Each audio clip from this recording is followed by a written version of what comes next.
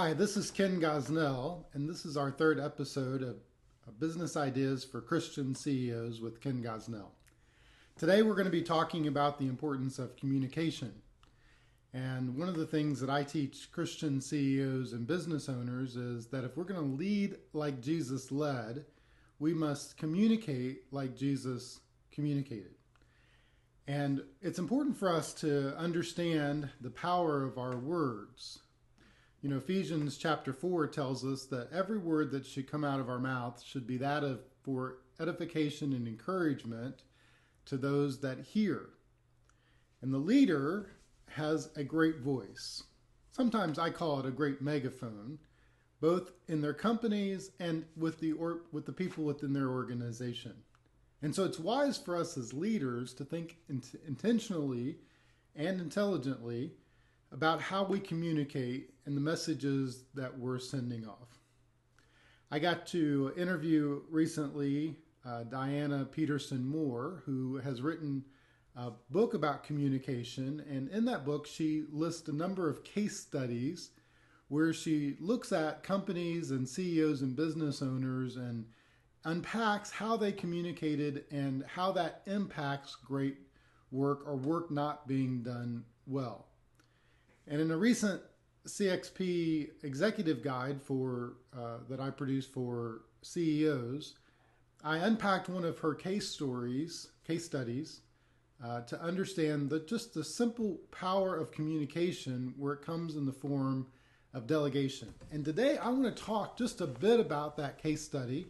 And I want to give you, by the time that our episode is over, a communications checklist that if you think about getting things done well in your organization and as a leader, that it will ensure that you're communicating at the highest level and also the most efficient and effective way so that your people can be released to do great work so that we can hear the words, "Well done." Now, just as an example of this, we know the power of a word or a few words can impact the level that we communicate with others. Matter of fact, most of us probably at some point in our life have communicated or said something that we wish we wouldn't have said, or we wish we would have said it in a little different way. I think that is a reality for every leader. Sometimes we're caught off guard. Sometimes people catch us without knowing exactly all the emotions that's going on and all the different battles that we're trying to face, and they ask us a simple question or they want us to answer something, and because of the emotion that we have inside of us, we end up saying something or blurting something out that impacts people for many years. Just as we have power to say something that impacts them negatively, many leaders also have the power to impact and say things to leaders and other people in their organizations that impact them positively. The book of James reminds us of the power of our words, and it says that our words are like a fire. They're a spark that can create a fire in somebody's life. And so leaders must take on this mission of understanding how they should communicate and what they communicate in a powerful way in alignment with what they're trying to accomplish for God's kingdom and for their own businesses. Diana tells us a case study of about a CEO that is getting ready to find out that she has some board members that are selling some secrets to competitors. And so she hires a private detective to research and to find out the real story of what's going on with her board members. And she finds out that two of the board members are actually selling secrets. And she can't even believe it. It's a terrible situation. And so she decides to call an impromptu board meeting the next day with the three other board members that are not selling secrets. And she calls her administrative assistant in at 5:15. And she asks her administrative assistant to copy the report from the detective and to send it out to the three board members to invite them to a board meeting the next day at 4 p.m. so that she can discuss what's happening with these two board members that are selling secrets. Her administrative assistant is a man that she recently hired a few months prior, and he's a single father and he has some responsibilities, and he has to leave at 5:30. So she gives him this task at 5:15. She runs out the door because she's going to meet with her lawyer and to prepare for some things that are going to happen the next day, meet with the detective. And the assistant knows that this is probably a job that he can't do in 15 minutes. And so the story goes on, and he copies the paper, he puts it in the mail, but he doesn't put it in overnight mail. He puts it in the regular mail so that the board members don't know about it. He leaves the original on the copy machine because he's trying to rush out the door. And you can imagine what happens. The next day, she goes into the board meeting at 4 p.m. Nobody's there. She wonders what happened.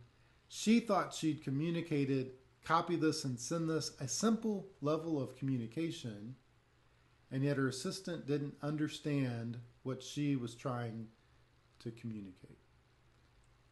Long story short, both the CEO and the assistant end up losing their jobs in that situation, and that's a real case study. There is impact to how we communicate, whether we do it well or whether we don't do it so well. Matter of fact, Clear Channel did a study, and what it did realize was that most small businesses lose 17 hours a week of productivity clearing up communication. I mean, think about the power of that for just a second. 17 hours a week on just poor communication for even a small business.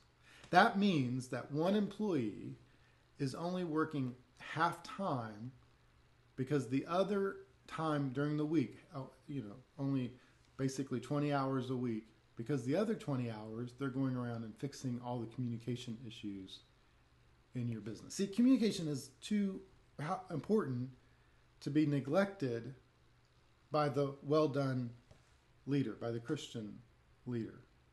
The study goes on to say that in a business of 100 employees, that business can lose up to $500,000 a year on poor communication issues. $500,000 just because we haven't learned to communicate well. You see, I think this is important for every Christian CEO to understand. The power of their words, the power of their communication has a power to impact their organization, how efficiently and effectively that organization runs, and it has the power to impact every single person in that organization, whether they do their jobs well or whether they don't do their jobs well. And so here's a question that I would ask for you to consider today as we talk about the power of this communication is, how well do you think you communicate as a leader? Do you think you are clear and concise in your words? Do you think that people understand exactly what you're asking them to do and why you're asking them to do it?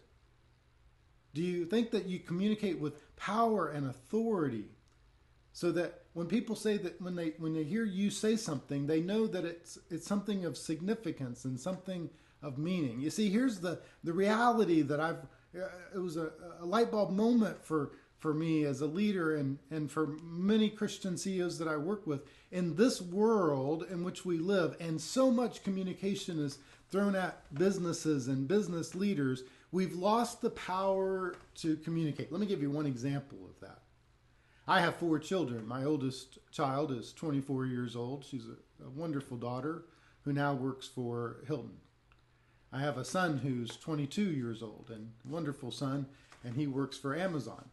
And then I have 2 younger children as well, an 11-year-old and a 9-year-old. And it's interesting to watch, just even as my children learn to communicate. I used to talk to my older children back when they were 16 and 17 and 18 and say, let's go have a conversation. Let's go talk about some things that are going on. And in their world, and even as of today, their way of communicating isn't face-to-face any longer. Their way of communicating is to say, hey, Dad, why don't you just text me something? Or we can look at communicating via social media. When I talk about conversation or communicating, they're thinking about it in electronic format. Many of your employees might be feeling the same thing or thinking the same way. We might be communicating or losing our ability to communicate because we're trying to do everything through email or through text messaging rather than just having a face-to-face, voice-to-voice kind of conversation. I like what Richard Branson says. He says, the quality of business communication has become poor in recent years as people avoid phone calls and face-to-face meetings. I can only assume in some misguided quest for efficiency. Isn't that true? You know, Jesus was the best communicator that ever existed. And I believe he communicates even in this day and age. He has given us his written word in which he's communicated, and those words ought to be the guiding principles that lead our life and our businesses. That's why I'm writing a book entitled Well Done, the principles, biblical business principles that can grow a business and a kingdom impact, that's due to be released in 2020. And in that book, I talk about 12 key principles that every business leader and CEO should embrace, and the successful ones in the past and even current have embraced these principles in order to grow their business and grow their impact. One of the principles that I talk about in that book is to know your order and to work your order. And the idea is about clarity and conciseness and to have your priorities and be able to communicate that in such a way that it's clear so that people who are under your care and that you deal with on a daily basis in business and in life can understand your priorities and they get your mission so that they're not confused about what you're trying to communicate. One of the principles that I talk about is that when the leader becomes clear, everything in the organization becomes clear. You see, Jesus was clear in his mission. He knew how to communicate to his disciples because he knew what he wanted them to do and what he wanted them to learn. And he knew that he had to communicate it over and over and over in a variety of different mechanisms, in a variety of different ways, in a variety of different formats in order to cement that idea so that he could take what was in his idea in his heart and place it in the idea and mind and the heart of his disciples and his followers. You see, here's another point that's really critical for us. How you communicate and how well and effective you communicate will determine the level of effectiveness of your company or your organization. So let's talk about how to communicate effectively as a leader. And I call this simply a communication checklist. I find that there are 10 key aspects to communicating and delegating efficiently and effectively in order to get things in your organization done well. Matter of fact, for a short period of time, I will share this communication checklist to anybody that posts a message under the video or that wants to send me directly a message. I'll be happy to share this one-page checklist that I've developed for organizations and for companies so that you can use it in your company and organization. It looks something similar to this. I made it in such a way that it's designed for the CEO or business owner, but it can be used, and you can use this as a download to and this one-page sheet to pass out in your organization or have in with your employees or potentially in a conference room to make sure that you've checked the checklist to make sure that you're communicating well. Now, here's what I would say to you: that in business, things move fast. We have to communicate quickly, often, frequently, in often high pressure situations. And so people might say to me, hey, do you have to do every piece of the checklist? And here's what I would say. I'd say no, not necessarily, but the most important task and the most urgent task, the most critical task, you better hit on all of the checklist. If it's not that critical of a task and you're just trying to communicate, then you don't need to necessarily walk through the checklist. But I would say if you do this, you will communicate more effectively. And so let's just talk in the next few minutes about this communication checklist. This is powerful for both communicating in your business, communicating as a leader, delegating efficiently and effectively, and also communicating in your home. So if you think about communicating with your spouse or communicating with your children, this communication checklist can serve as a guide to that as well. And I believe there are 10 components of the checklist. It's a simple checklist for us to follow, but they are powerful. And I get every one of these components in looking in the life of Jesus and how he communicated with his disciples and how he delegated to them in order to make sure that they did their job well. So let's talk about these 10 aspects of the checklist real quick. So number one is this. You should ask yourself, have I just specifically described the task or the project that I want to be completed? See, sometimes we don't bring it into clarity completely. And so we have to be very clear in how we communicate what we want in order to get it done efficiently, effectively. One of the greatest examples of this in the life of Jesus is when he was preparing for the Last Supper with his disciples. He sent a couple disciples ahead of time, if you remember the passage, where he goes to tell them to prepare the meal for them. And he gives very specific directions about what he wants. He tells the exact location of the house. He tells what he wants at the Passover feast so that there's no misunderstanding. Can you imagine if Jesus was delegating the Last Supper to his disciples and all of a sudden they got there and they didn't have any of the bread that he could break and say that this is a symbol of my body? That would have been a terrible mistake by the disciples, but it doesn't happen because Jesus communicates well. Can you imagine what would have happened if Jesus would have got to the Last Supper and there was no wine that he could have drank so that he could have said, hey, take this juice or drink the wine and do this in remembrance of me? That would have been a terrible thing. The Lord's Supper would never have been the same if his disciples had not fulfilled the task that Jesus had given to them. But Jesus was very specific in what he communicated so that he understood how to communicate that to his disciples so that they could do their job well. So number two, I have related the details of the task or project so that I've shared what's on my mind as to better ensure the task or project will be done successfully. So I have restated it. You've said it once and you need to say it a second time, often as a leader.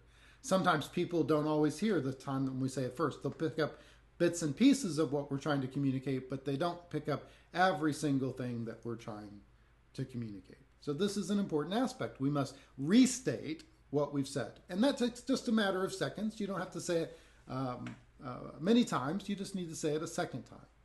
Jesus practiced this again many times with his disciples because he would say something once and then he would restate it a second time. Many times in the parables, he would explain, here's the parable, and then he would restate the parable with the spiritual application to it so that they could understand the deeper meaning of what he was trying to communicate. And I know that seems like we shouldn't have to say it more than once. However, in order to communicate effectively and communicate well, sometimes we have to say things a second time. I might call this a second mile mentality where it comes to communicating well. You know, Jesus reminds us that we should go with a person if they've asked us to go once, we should go with them twice. And this is a second mile way of communicating to those that are under our care. We state it once, and then we restate it a second time. The third part of the checklist, or the third number on the checklist, says that I have asked for a restatement of the idea of finished product or project to ensure complete understanding before the project is started. So now I've said it twice, and I'm wanting them to restate to me what specifically they heard me say so that I can hear how closely aligned our vision is.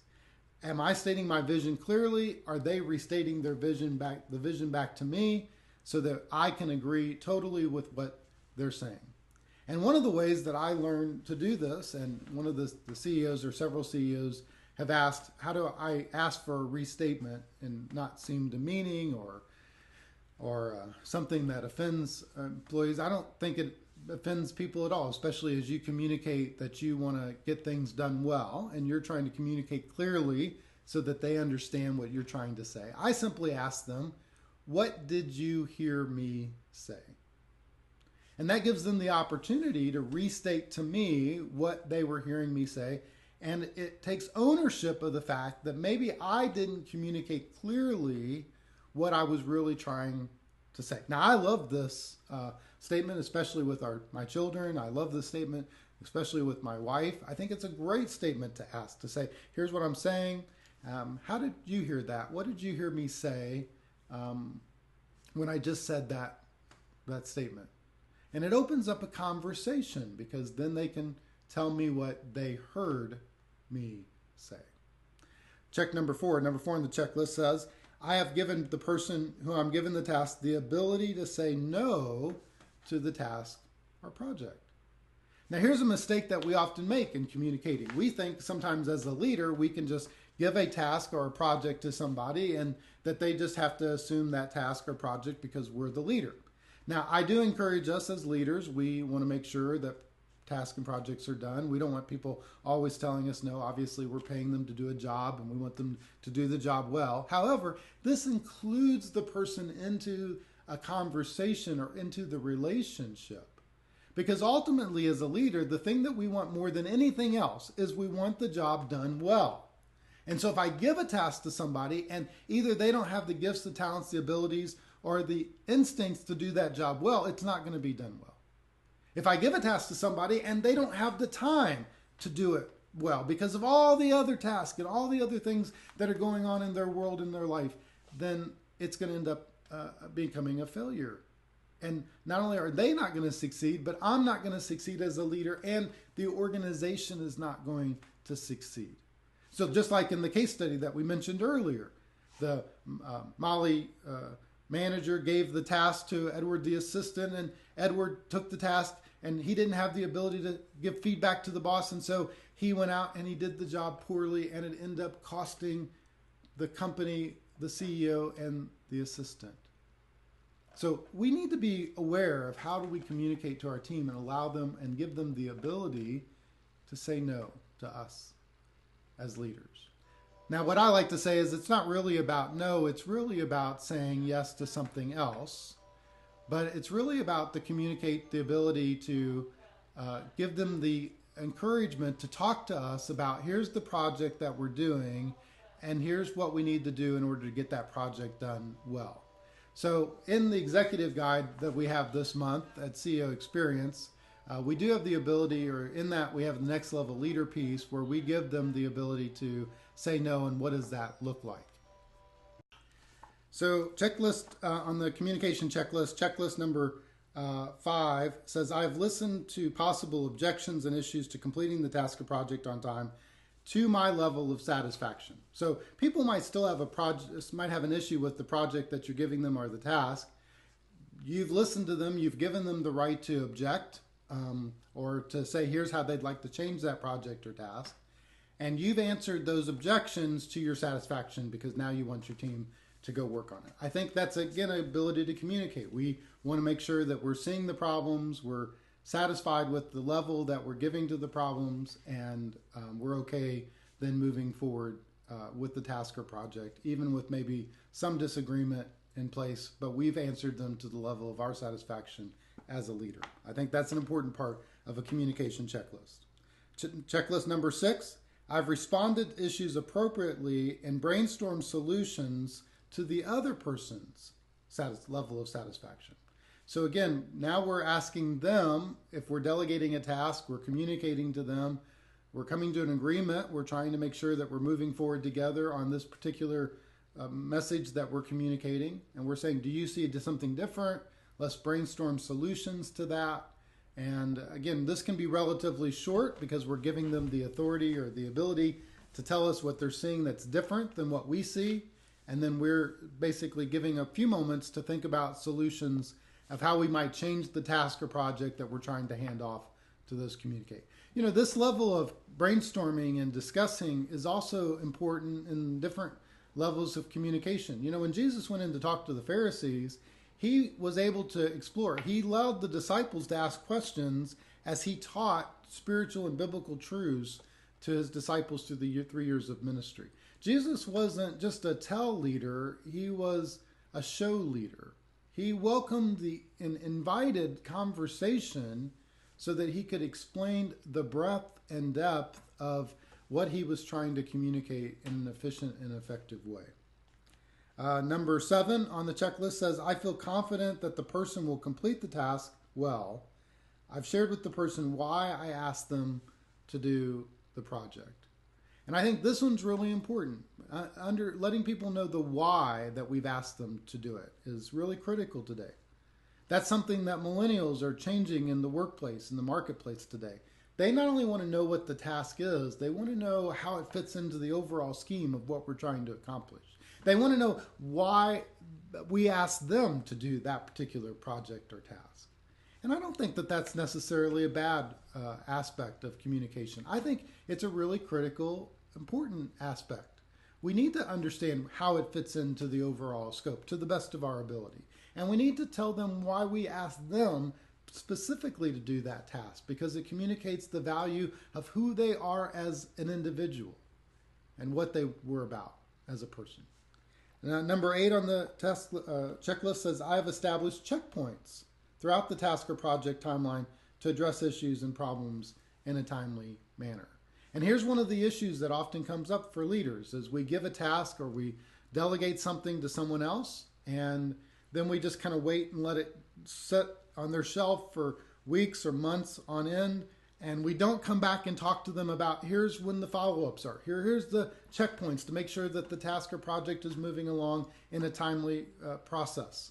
Now, again, smaller tasks would be just a quick checkup. Bigger tasks might be many checkups. One of the things that I like to encourage companies and organizations to do is to have a stand-up meeting on Mondays, or to have scrum meetings where people can come together. That's a technology term in software where they developed a rugby term, scrum, where they get together in a huddle to talk about, here I'm doing this task and here's what I've completed in the last week. And those checkpoints are really important for us in order to maintain our level of success.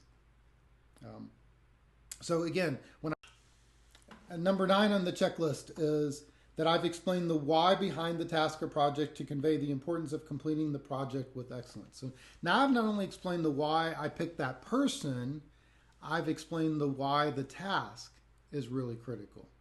And again, it could be a relatively small thing. If I ask somebody to go get some new paper for the copy machine in the business for the business organization, I could say, hey, because we have a great proposal that we've got to get out, and we need to make sure that we have paper that's ready. That's why that task is important. Every task can have a deeper meaning to it once we find the why behind that task. And that all of a sudden not only helps the person understand the value that they're contributing to the organization, it helps to begin to build a great culture in your organization, because every person in the organization feels valuable.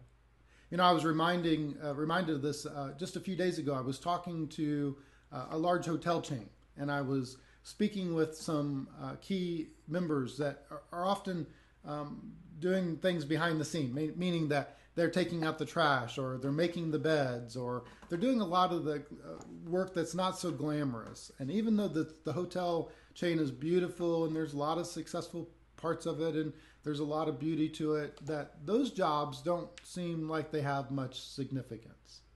And I reminded them that that hotel or that hotel chain can only efficiently function at the high level when every person in the company or organization is doing their job and doing it well. I mean, can you imagine checking into a beautiful hotel and all of a sudden walking into the room and the air conditioner doesn't work and the trash hasn't been taken out and the bed hasn't been made and it looks like a disaster? No, that would not be efficient or effective, and people would begin to leave the hotel in droves. And so people even on the lowest level of our organization are those people that do those tasks that don't seem to have much fame or glory to them are still critical to the success of the organization. And I reminded this particular group, I said, hey, you know, you maybe don't get many thank yous, or people don't necessarily recognize and say that your job is the most critical or most successful part of this company or organization, but what you do is valuable. Every single guest that comes into this hotel will, in a small way, appreciate what you do. And you need to think about the why, that you want to create that moment when the guest walks into the room and it's done with excellence, and they walk away saying, wow, this is a beautiful hotel, because of the work that they did in making the beds, or cleaning the trash, or cleaning the hotel room. Matter of fact, I was in a hotel not too long ago, and it was a very major chain, a 5-star hotel. I walked into my room, walked into the bathroom, and there was some hair that was standing right by the toilet in the room, and it changed the whole complexion of that particular room, and even my reflection about hotel, because one person didn't do their job with excellence. So here was a company that was pouring millions of dollars into the renovation of a hotel. They were changing things and they were doing everything to bring more and more guests, and yet they overlooked a simple task that made a difference in the mind of a customer. You see, every task has meaning, and when we understand the value of that task, all of a sudden it inspires us to act better. It engages our abilities so that we complete the task with excellence. And that is what the role of the leader does and is to communicate that in such a way that the people understand that here's the value of their task and why it's important to the overall mission of our organization. And then number 10 on the checklist is together we've established the amount of time the project will be given and the deadline that the project is to be completed. And so here's one last idea from this, is that sometimes when I gave a task, I didn't always understand the time that it would take it. I maybe misunderstated the time that it would take. And maybe I thought a task would take an hour, and I gave that task to a team member, and they really knew that it took 3 hours. And now if I give them I give them a task and I say, I think it should take an hour to complete, and they come back and they say, no, I think it takes 3 hours. Now we can have a conversation to make sure that here's the amount of time that we agree together that this project or task is going to take, whether it's 15 minutes or whether it's 30 minutes or whether it's an hour or whether it's a week or whether it's 5 weeks or whatever it might be. You see, these 10 points of this checklist are powerful as you begin to build a business to well done. If you want to communicate well, like Jesus did, if you want to have power and impact like Jesus did, if you want to get things done well so that you can hear the words well done like Jesus did, then you as a CEO and a Christian leader must focus on communicating well and thinking about how do you delegate and how do you inspire and how do you communicate to your team so that you rise them up to a higher level. You raise them up to a higher level so that they can complete the task that you've given to them, and they do it with excellence. Well, I look forward to our next episode together. We'll continue these ideas of best ideas for business for Christian CEOs in our next session. I've got a great session planned for our next episode. So tune back in 1 week from today. Have a great day.